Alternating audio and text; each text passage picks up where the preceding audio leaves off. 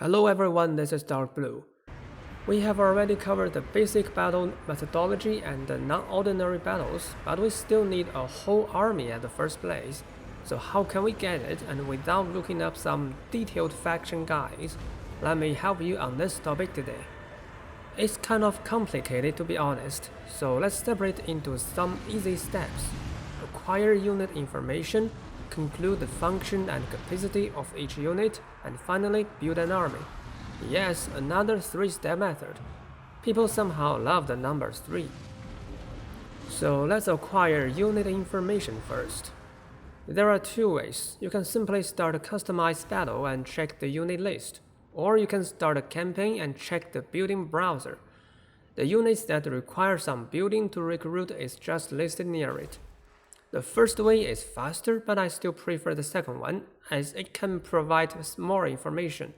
It's helpful to know buildings of what tier is required to recruit that unit.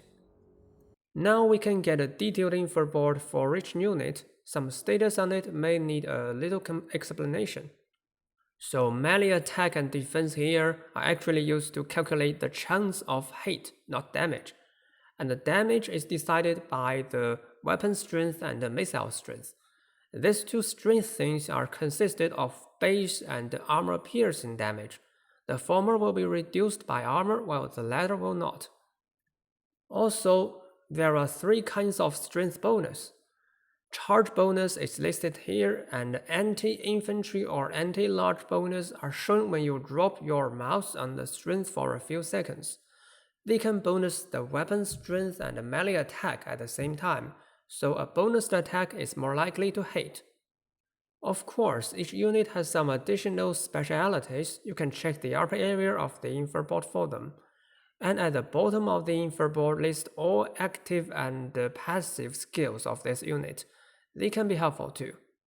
Now you know where to find detailed unit information and how to understand it. It's possible for you to reach full unit information when playing a new faction.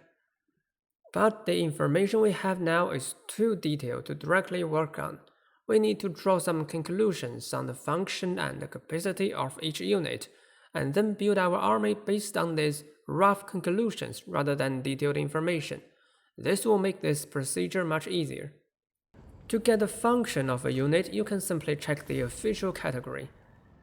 Either in the customized battle menu or the different building sequences in the building browser. You can see them as the official category, but often it's too rough.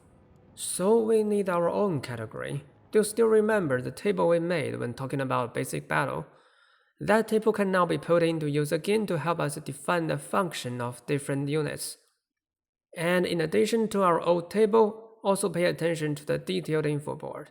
For example, Hydra and carried base of the Dark Elves seem more the same, but the latter one has anti-large bonus.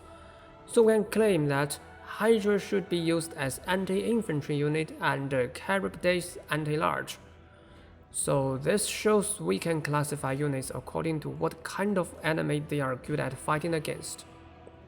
And another thing we need to know after function is capacity. Usually we have more than one unit that serves the same function, but the extent they can achieve is different.